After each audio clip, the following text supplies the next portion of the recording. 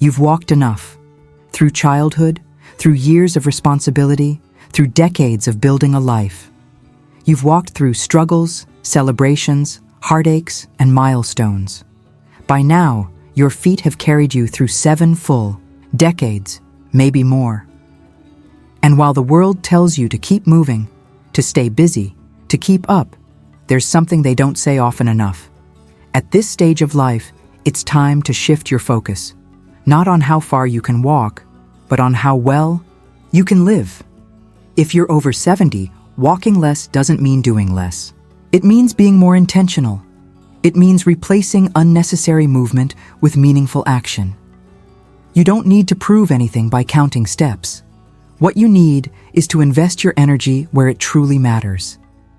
So instead of focusing on how much ground you cover, turn your attention to these 9 things that will bring more depth, peace, and joy to your life. First, learn the art of stillness.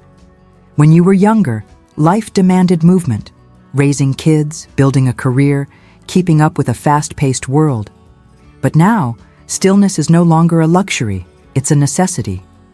Learn to sit in silence without feeling restless. Look out the window and really see what's in front of you. The movement of the trees, the shifting colors of the sky. Let your mind settle into the present moment. When you're always moving, you miss things. But in stillness, you begin to notice, and noticing is the foundation of appreciation. Second, strengthen your mind, not just your body. The obsession with physical exercise often overshadows the need for mental fitness. Yes, staying active is important, but don't let it become a distraction from what truly needs sharpening: your mind. Read books that challenge your perspective. Write down your thoughts, even if no one else will read them. Have conversations that make you think. Because your body may slow down, but your mind? That can keep running strong if you feed it the right things. Third, prioritize deep relationships over shallow interactions. At this age, you no longer have the energy for small talk that leads nowhere. And you shouldn't. Time is precious. Instead of spreading yourself thin across acquaintances and distant relatives who don't truly see you, invest in the people who do. That one friend who listens without judgment, the family member who genuinely enjoys your company, the neighbor who stops by, not out of obligation, but because they truly care. Depth over quantity. That's the key to meaningful companionship in your later years. Fourth, say no more often. You've spent a lifetime being responsible, accommodating, and considerate of others. And while kindness should never fade, there comes a point when you must protect your own energy. If something doesn't bring you peace, say no. If a commitment feels more like a burden than a joy, decline it. You're not here to please everyone. You're here to live in a way that honors your well-being. That means setting boundaries without guilt. Fifth, embrace the beauty of slowness. Society glorifies speed, quick results, instant gratification, fast responses. But at 70, you have permission to slow down. Eat slower and taste your food. Speak slower and mean what you say. Walk slower and feel the ground beneath you. The world rushes past, but you don't have to. There's wisdom in moving at your own pace, in letting life unfold gently rather than forcing it to race forward. Sixth, spend time with younger generations, but on your terms. Grandchildren, younger friends, or even strangers with fresh perspectives can bring a unique kind of joy. But don't exhaust yourself trying to keep up with their energy. Instead, invite them into your world, your rhythm.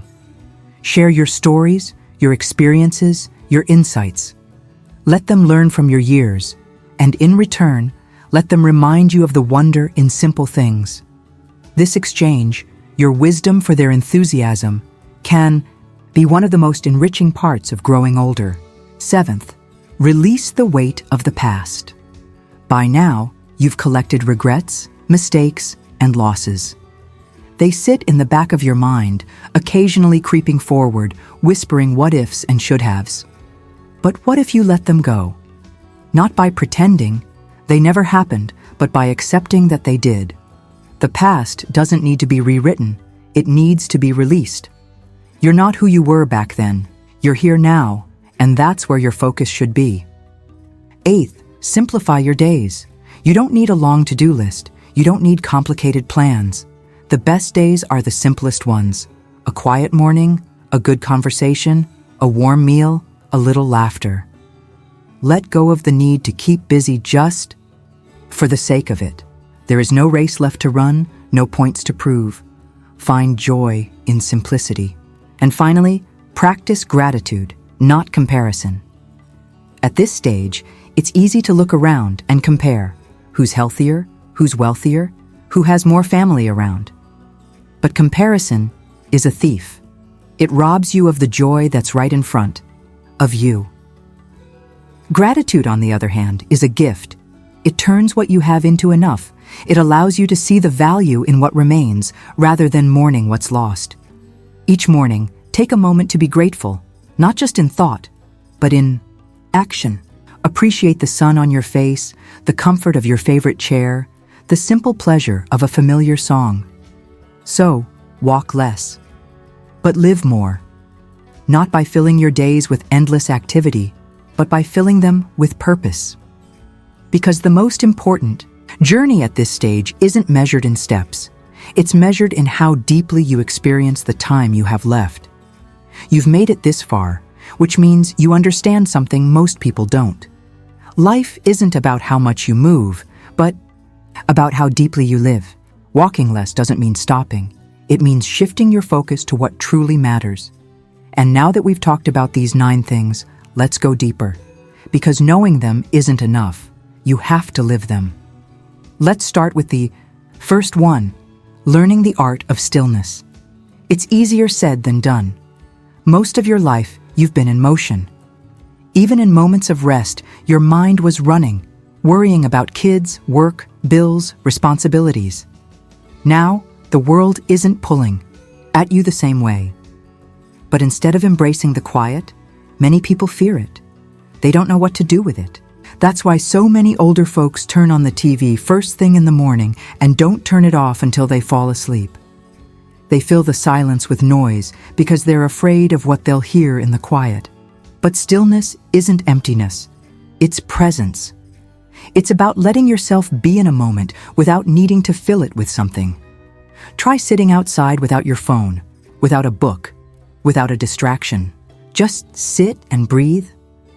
At first, it might feel strange. Your mind will try to pull you in different directions. But with practice, you'll start to notice things, how the air feels on your skin, how the birds sound different in the morning than in the afternoon. You'll begin to appreciate the details of life that busy people rush past. That's the power of stillness. Now let's talk about strengthening your mind. People fear growing old, not because of wrinkles or gray hair, but because they're afraid of losing themselves, their sharpness, their wit, their clarity. But the brain is like any other muscle. If you don't use it, it weakens. The good news is, you don't need fancy programs or puzzles to keep your mind strong. You just need to keep learning. Pick up a book that makes you think, not just light reading, but something that challenges you. History, philosophy, even a new language if you're up for it. Writing is another powerful tool. Jot down memories, thoughts, lessons you want to pass on, not for anyone else, but for yourself. And don't underestimate the power of conversation. A real meaningful talk is better than any brain exercise. Find someone who makes you think, who doesn't just nod along but asks questions that make you see things differently. That's how you keep your mind alive. Then, there's the importance of deep relationships. Loneliness is one of the hardest parts of aging, but it's not about how many people are around you, it's about the quality of those connections. At this point in life, you don't need a crowd. You need real companionship. Someone who understands your stories because they've lived through similar ones. Someone who listens, not just waits for their turn to talk. If you have just 1 or 2 people like that, cherish them. Call them more often. Make time for them. If you don't have those kinds of relationships, build them. It's never too late. Sometimes, the best friendships come in the later years when life has stripped away all the pretense and competition. If you're lucky enough to have family that truly values you, lean into those relationships. But if you don't, find your people elsewhere. Community isn't just blood, it's connection. Now let's talk about saying no. This is a skill that takes a lifetime to master. If you're over 70, you've probably spent years putting others first. You've said yes when you didn't want to. You've agreed to things out of obligation, guilt, or habit. But now is your time to stop that. It's okay to say no to invitations that drain you. It's okay to say no to people who only show up when they need something. It's okay to say no to situations that disrupt your peace. One of the most powerful things you can do as you age is embrace the present moment. This sounds simple, but it's one of the hardest things for people to do. The mind is constantly pulled in different directions, regretting the past, worrying about the future. And the older you get, the more tempting it is to live in memories rather than in the moment. Maybe you catch yourself thinking about the days when you were younger, when your body was stronger, when loved ones were still here. There's nothing wrong with remembering. In fact, memories are a beautiful part of life. But if you spend too much time looking back, you risk missing the life that's happening right now. The past is already written. The future is uncertain. The only thing you truly own is this moment. Right now. The sound of the room you're in. The feeling of your breath moving in and out. The way the light shifts throughout the day. If you can train yourself to notice the present, you'll start to see beauty in places you never expected. This leads us to another crucial practice, learning to find joy in small things. Many people spend their whole lives chasing big moments, vacations, achievements, milestones. But the older you get, the more you realize that life's true joy is found in the little things. A cup of coffee in the morning, made just the way you like it. The warmth of the sun on your face. A song from your youth that still makes you feel something. A good laugh with an old friend. These small moments are what life is. The key to happiness isn't in waiting for something big. It's in appreciating the little joys that are already around you. Then there's the importance of letting go of expectations. By now, you've probably realized that life doesn't always go the way you thought it would. Maybe you expected certain things, more time, better health, stronger relationships, but life had other plans. If you hold on too tightly to the way you think things should be, you'll never be at peace with how things are. Letting go of expectations doesn't mean giving up. It means accepting reality as it is, without constantly wishing it were different. It means understanding that things change, people change, and that's okay. The more you can embrace what is instead of longing for what was or what could have been, the lighter your heart will feel. And speaking of a lighter heart, laughter is one of the most underrated medicines in life. The older people get, the more serious they tend to become. But why? If anything, life should teach you that most things aren't worth stressing over. The little embarrassments, the small mistakes, the things that seemed like a big deal years ago, they don't matter. Laugh more. Find humor in the ridiculousness of life. If your body doesn't move as fast as it used to, laugh about it instead of complaining. If you forget where you put your glasses and they're sitting on your head, laugh at yourself. Don't let aging turn you into someone bitter. Let it turn you into someone who can laugh at life's unpredictability. Now let's talk about forgiveness, not just for others, but for yourself. By now, you've lived long enough to make mistakes. Everyone has. And if you're over 70, chances are you've had moments you're not proud of. Things you said, things you did, choices you made. Maybe you didn't treat someone the way you should have. Maybe you didn't take care of yourself the way you should have. But here's the truth. Holding on to guilt doesn't change the past. It only robs you of peace in the present. You have to forgive yourself the same way you'd forgive someone else if they truly regretted their mistakes. If you owe someone an apology, give it. If you can't, then make peace with it in your heart and move forward. And while we're on the subject of forgiveness, Let go of grudges. At this stage in life, what's the point of carrying resentment? The person who wronged you may not even remember what they did. They may not have changed, they may not have apologized. But holding on to anger doesn't punish them. It punishes you. Forgiveness isn't about saying what happened was okay. It's about deciding that your peace is more important than your anger. It's about freeing yourself from the weight of resentment. Life is too short to carry burdens that don't serve you. Then there's the need to protect your energy. The older you get, the more you realize that energy is your most valuable resource. You don't have time for drama. You don't have time for negativity. And you certainly don't have time for people who drain you. Surround yourself with people who uplift you, not people who bring you down. Choose peace over chaos. Choose simplicity over stress. At this point, your life should be about quality. Quality time, quality conversations, quality relationships. If something or someone is stealing your joy, it's okay to walk away. Protecting your time and energy isn't selfish. It's necessary. You don't owe anyone an explanation. No is a complete sentence. That brings us to the beauty of slowness. Society has conditioned people to believe that faster is better. But what if the opposite is true? What if the real joy in life is found in slowing down? Eating slowly enough to really taste your food. Taking a walk without a destination in mind. Having a conversation without checking the time. There's a richness in life that you can only experience when you stop rushing. Slowness lets you savor things. Your morning coffee, a warm breeze, an old song that takes you back. When you slow down, you give meaning to your moments.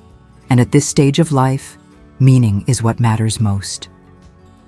Now, spending time with younger generations is another thing that can bring joy, but only if you do it on your terms. Too many elders wear themselves out trying to keep up with the energy of youth. But that's not the role you're meant to play. Your role is to be a storyteller, a guide, a source of wisdom.